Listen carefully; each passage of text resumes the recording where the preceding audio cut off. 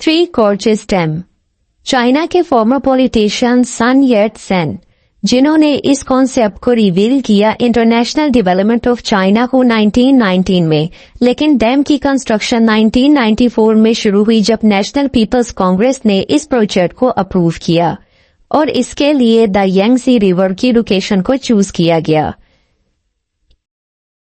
क्योंकि यहाँ पर बहुत बड़ी सॉलिड ग्रेनाइट रिवर वैली है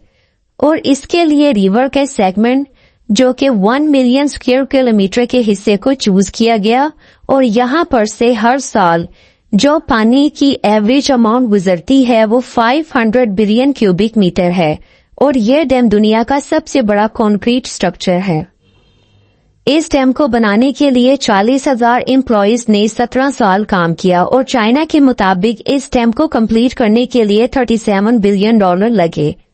और इसके लिए 6 बिलियन गैलन ऑफ कंक्रीट इस्तेमाल हुई और 463,000 टन स्टील इस्तेमाल किया गया जो कि 63 आईफल टावर बनाने के लिए काफी है।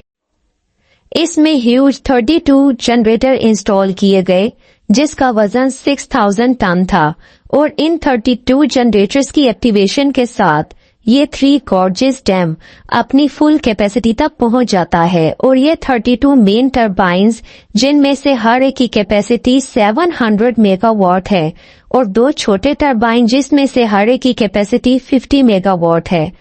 इतनी अमाउंट में बिजली प्रोड्यूस करते हैं जो कि 15 न्यूक्लियर रिएक्टर को भी दी जा सके और 60 मिलियन लोगों को भी। लेकिन इस डैम का मकसद सिर्फ बिजली बनाना नहीं था बल्कि ये दूसरे फंक्शन और पर्पस के लिए भी था, जैसे कि flood prevention, transportation, aquaculture, tourism, ecological protection, environmental cleanup, water transit, China के साउथ से नॉर्थ तक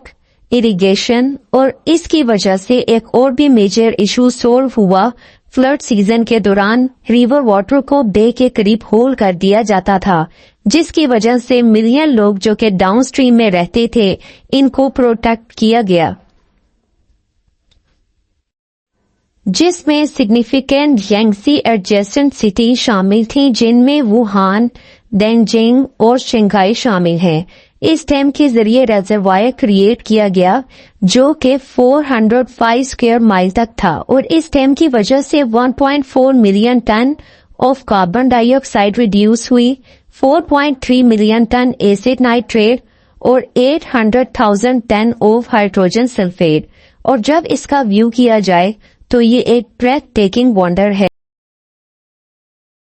लेकिन इस शानदार स्ट्रक्चर में अनएक्सपेक्टेड डिजास्टर छुपे हैं और ये डिजास्टर डैम की कंस्ट्रक्शन के साथ ही शुरू हो गए थे क्योंकि मिलियन लोगों को फोर्स किया गया कि वो यहां से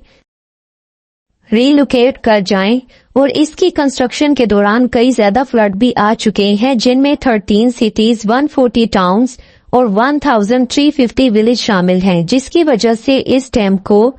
नेगेटिव रिएक्शन का भी सामना करना पड़ा दूसरी कंट्री से। और इस थ्री गॉर्जेस डैम की वजह से अर्थ रोटेशन भी कम हुई है क्योंकि इस रेजरवायर में 42 बिलियन टन ऑफ वाटर है। जब यह डैम अपनी मैक्सिमम कैपेसिटी पर पहुंच जाता है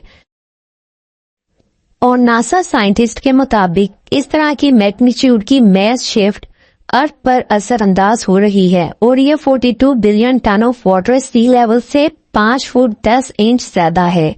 और इसकी वजह से अर्थ रोटेशन कम हो रही है। इस डैम की मोमेंट ऑफ इनर्शिया बढ़ने से जो कि न्यूटन के फर्स्ट लॉ ऑफ मोशन की वजह से वाकया होती है और अगर अर्थ की रोटेशन स्लो हो गई तो दिन और रात लंबे हो जाएंगे अकॉर्डिंग टू फिजिक्स, क्योंकि 1 फुल रोटेशन 24 घंटे से ज्यादा वक्त लेती है और क्योंकि ये हम पर लेस सेंट्रीफ्यूगल फोर्स इम्पोज करती है जिसकी वजह से हमारा बॉडी वेट भी ज्यादा हो जाता है और इस तरह ये वंडर एक डिजास्टर भी है।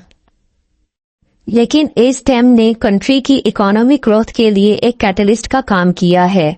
और 23,000 वेसल्स 2023 के फर्स्ट हाफ में से थ्री गॉर्जेस डैम में से गुजरी हैं जिसकी वजह से 10% इकोनॉमी इंक्रीज हुई है जो लास्ट ईयर से ज्यादा है।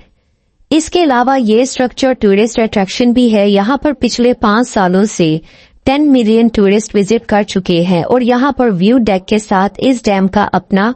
एग्जीबिशन हाउस भी है जहां पर टूरिस्ट को ब्रीफ ग्लिम्स दी जाती है प्रोजेक्ट कंस्ट्रक्शन के बारे में। एक बड़ा मेन फीचर शिप्स को डैम में से गुजारने के लिए यहां पर शिप लॉक्स की सीरीज बनाई गई है। यहां पर दुनिया के सबसे बड़ी शिप लिफ्ट है जो 3000 टन तक की वजनी शिप को उठाकर 110 मीटर तक की बुलंदी तक लेकर जाती है सिर्फ 30 मिनट में, और दूसरे शिप लॉक्स ये काम 4 घंटों में करते हैं।